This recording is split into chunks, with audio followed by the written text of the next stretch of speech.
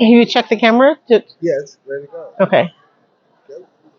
Hi, this is Kimberly Kelly-Rolfe of the Million Dollar Supplier checking in. We are live in Miami at the NMSDC Conference and Exchange. I'm so excited to be interviewing today Reginald Sludge of the NOLA Group, who is going to share with us his experience as a million dollar supplier. So thank you, Reginald, for agreeing to interview and for being here. Thanks for inviting me. It's a pleasure talking to you. Well, thank you so much. Well, I'm so excited about this interview. Can you tell us a little bit about your company, what you guys do, your products and services? Well, we're an HR technology company that helps companies modernize their HR systems. Today, there's a ton of modernization work going on throughout the country and throughout the world, for that matter. Yes. And we plug right in and help them to define their HR processes, their benefits processes, their time and attendance, and their payroll processes. And we just help companies revolutionize their way of doing business and handling their HR type business with their employees. That's amazing. Now, how long have you been in business? I've been in business for 13 years, 13 and a half years. Wow. And started in the summer of 2012, got an assignment with the company, independent assignment with the company, and they were I helped them to make the decision to go with a little software called Dayforce. Okay. And that particular software was at the infancy stages. I didn't know it, but they were at the infancy stages of their journey. Wow. So when I saw the system, I helped the client get to implement the system, and I Okay. talked to the sales guy, and I said, hey, if I help these guys make them a referenceable client, will you give me more opportunities? Okay. And he did. 7 opportunities later. Wow. That's amazing. Oh my goodness. Now, when you started your company, did you always go and did you start right out of the gate with contracts, or how did you start? Or did you start just like everyone else, just taking one customer at a time? Just organically, I started with one customer, Okay. and it grew to 2 customers, and then it grew to 3 customers. And pretty soon, I had the audacity to take 2 or 3 clients at one time. And I said, that's going to require some assistance. Yes. So at that point, I reached out and I got some folks to help. I added 1, I added 2, and then eventually I said I had the audacity to get 4 or 5 clients. Wow. So then at that point, I needed a team. Wow. I love it.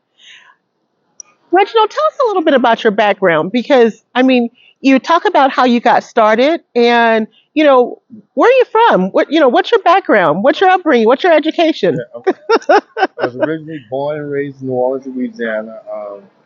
My major in college was computer information systems. Oh, wow. Okay. Graduated with a BBA in computer information systems, Okay. business management. And from there, I went to active duty Marine Corps. Wow. In the Marines, most people think it's just warrior stuff, but I actually program computers. Wow, that's And from amazing. there, I left the Marine Corps active service, went to corporate America as a programmer, and eventually navigated through the process to become a director Wow. of application development, and then moved into consulting, went to work for ADP, and those opportunities prepared me for the day to start my own business. Because I always wanted to start my own business. That is amazing. Well, as a U.S. Marine, I'm going to say first, thank you for your service. We certainly appreciate your contribution. And I love to hear about Marines that are building companies that are essentially impacting America. And more than anything, I love to hear about Marines in contracting. So when you started out, did you know right out the gate, with getting these, you're picking up different customers, that you wanted to go after the big customer, which we call the contracts? Did you know right out of the gate, or is that something you just sort of worked your way up to? I just worked my way toward it. And ironically, some of the early clients were some of my biggest clients. Wow, that's amazing. I did Ericsson North America, which was 15 to 18,000 employees. That was huge. Oh, that is huge. That was huge. That was a huge assignment for me, and it lasted about 18 months. But some of the things I learned as a Marine was to always stay focused on the mission. I love that. Always stay disciplined, and those type of attributes were quintessential in my early success. Even though, because I didn't have all the particulars, all the discipline, even though I understood business. Yes. But I didn't start putting that together until probably 2017, 2018, and I had to go out and get systems and people and technology. I love that. To intertwined to make a system of delivery. Absolutely. And that's what it was. I realized we needed a system of delivery to give to our clients. I love that. You know, Reginald, in my book, Capacity, the Roadmap to Secure Corporate and Government that. Contracts. Thank you.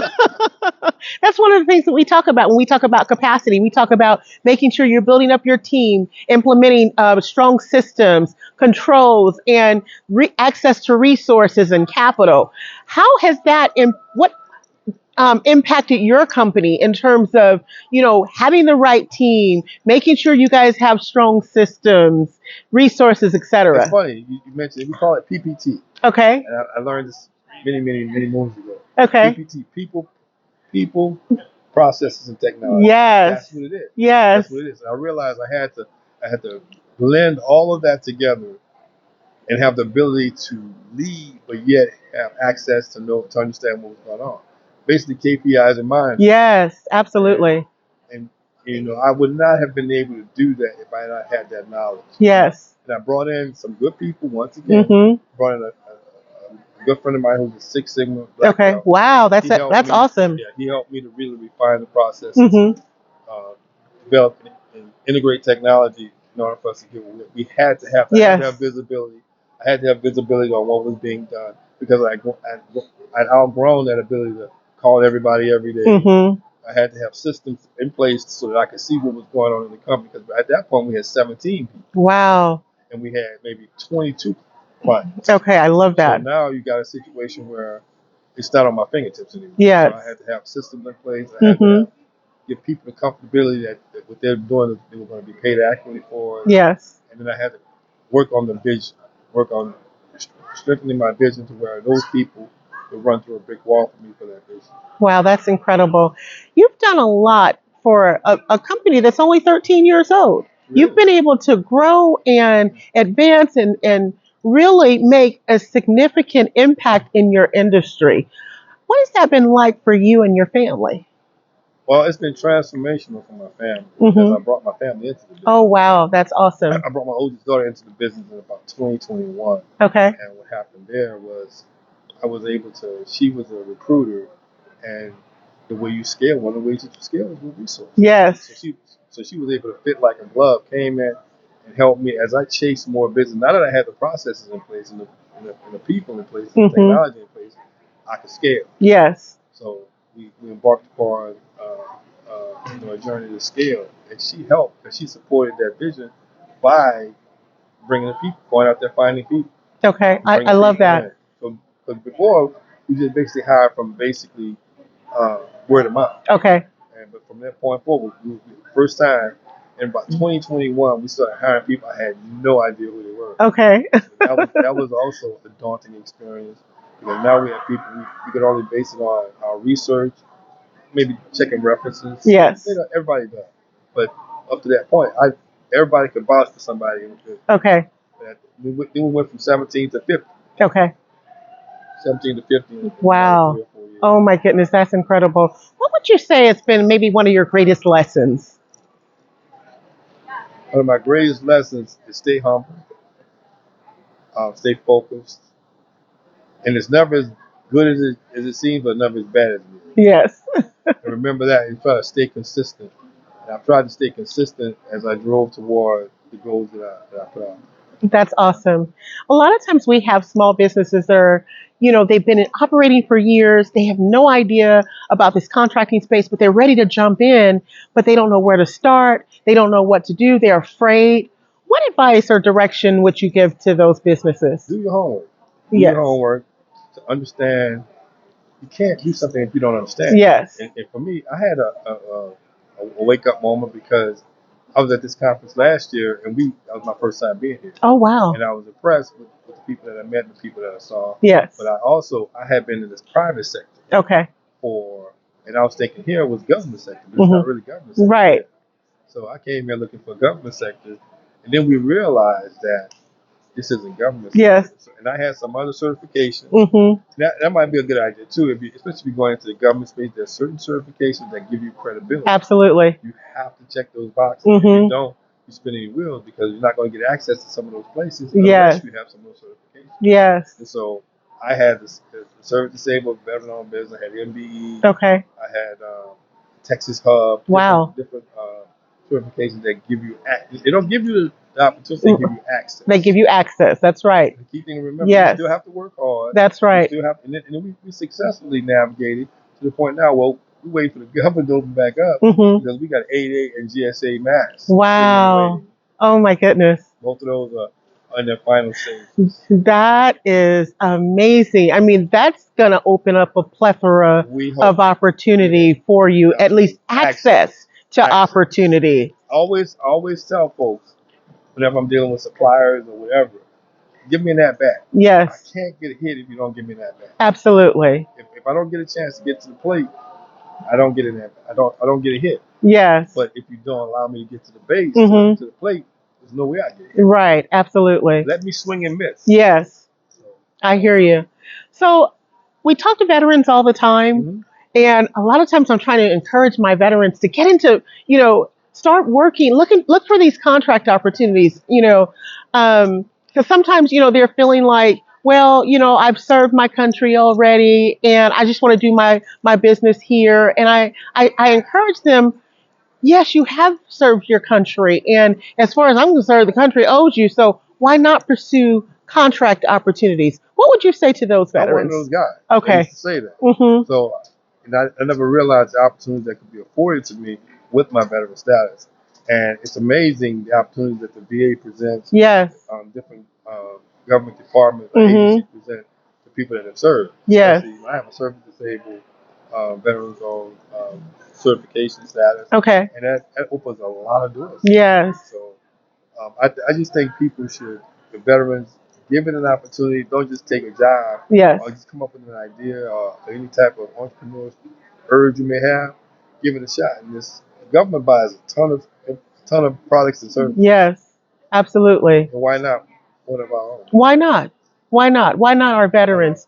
And, I guess, just sort of a word to encourage not only the small businesses, but the veterans that might be watching about your journey. If you had to look back and do things all over again, would you change anything? The only thing I would change is I would have started sooner. Oh, I love that. I would have started sooner. Love that. Because it's never, you always think that it's not the right time, or am I ready, but what happens is you get in the game and you have to adapt and learn. Yes. And what I learned from all that is maybe I should have done this like 10 years sooner. And maybe I'd be in a different place, or maybe maybe not. Because this is my third business. Wow, is it? Third was a charm. I had 2 other businesses.